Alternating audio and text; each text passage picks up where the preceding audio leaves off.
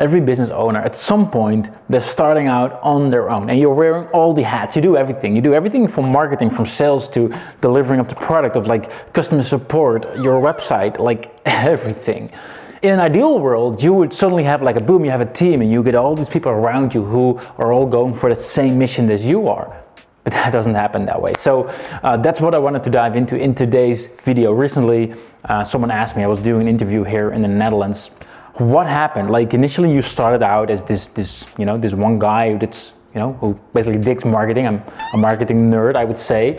And right now you got a team of well over 20 people. How do you go from like doing everything yourself all the way to that point? All I can say is what I've done from my experience, sort of the mistakes that I learned over the last couple of years as well. That got me to the place where like right now we've got a team worldwide. I actually recently went to the Philippines as well to meet with a part of the team, but we got people in various places in Europe and Asia, and we're all really on the same mission, but obviously didn't start out that way. So when should you start hiring? That's maybe the first basic kind of question. Like the number one reason for me to start hiring, because I needed something to get done which I could not do myself. That's usually the first reason why someone hires, right? So the most logical reason. In my case, I needed a developer to create something, because I'm not a developer. I'm technical enough to understand how it all works, but I could not create or code something myself at all. And then fast forward, like I hired someone to build out some tools.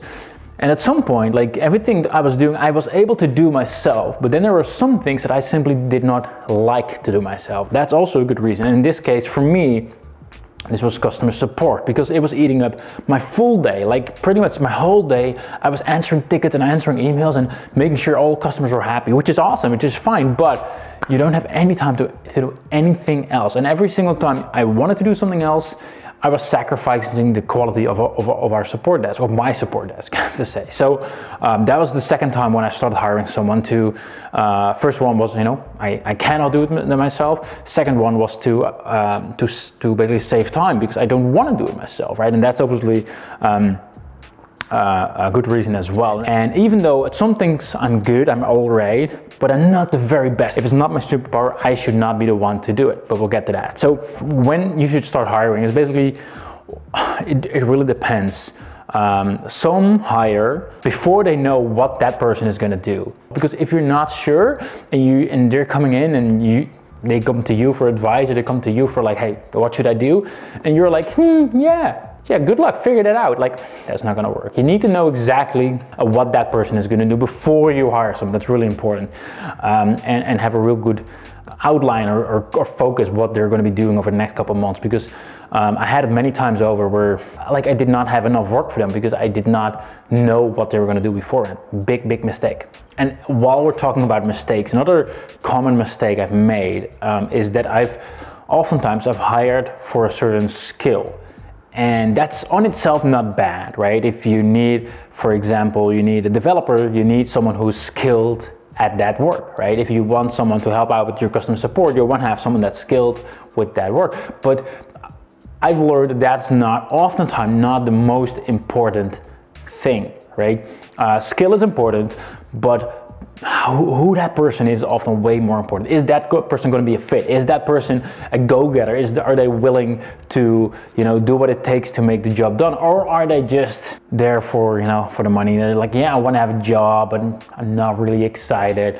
Obviously, that's a bit of an exaggeration, but I've had it multiple times where someone was super skilled, but they just didn't fit in. There was no connection between them and the rest of the team, and it just did not work out. So you want to make sure that before you hire anyone, even if they're like super talented, that you and that person you match, or whoever is working with that person you match, and you feel like a bond, and actually you feel like you can communicate well, because if you don't have that, you're gonna have a real tough time as well. Now once you have all that in place and you sort of like what they're gonna do and it's a match and you're ready to hire the right person, and first of all, I also always recommend to hire slow. Like you want to make sure that you have the right person, but what you have to do also is fire fast. And obviously I don't mean firing everyone that comes in, because that would be a waste, like obviously, but like exactly what the job is going to be like. You have the work for them, they have the skills, you seem to have a connection,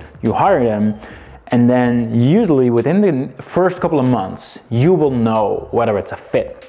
Maybe you're trying to find all kinds of excuses why you think it's a fit, but if your gut feeling is saying that it's not a fit, that for whatever reason that person does not belong in your company, don't waste time and let them go. You're not just doing yourself a favor, you'll be doing them a favor as well. And I've had this multiple times where I hired someone and I couldn't really put my finger on it. I was like I was really trying to give that person a job that they really liked. It just did not feel good, and I let it drag on for almost a year. Costed a lot of energy from both sides, and at some point I was like, I really need to let him go. And I was feeling, let's just say I'm not good at that stuff. Like I really am not. I just hate to give that kind of bad news to someone. And when I told that person, he was actually like, thank you for, like, I think that's the best thing, because I was not in my place. So it was actually, we both felt in our gut that it was just not a match, right? And after that, I made the same mistake a couple of times before I really learned it, but I tried to fire way faster, right? So hire slow and fire fast. Now, obviously, it's still not easy to build a team around you. In the end, it is the best thing in the world if you have a good team, and it obviously takes a lot of time. It's going to cost you a lot of money as well to find the right people, and that's why it's so important to do everything within your power to keep your team happy, to make them happy, to give them a fulfilled job, because they're the ones who are really going to thrive in your business, and they're the ones who are really going to push your business forward. And if you do it together, it's just a lot more fun, so you don't want to lose any of these people. So my apologies if this video was not as step-by-step as I sometimes do them, but I just sort of recorded this on the fly for you. And I just wanted to share sort of like the experience of like what it's like to really go from being the solopreneur and do everything yourself to like building a team of 20, which I can guarantee you is not always easy. But at the same time, there's a lot of cool challenges with that as well. Now, I hope you got some learning from this, and I'll see you in the next video.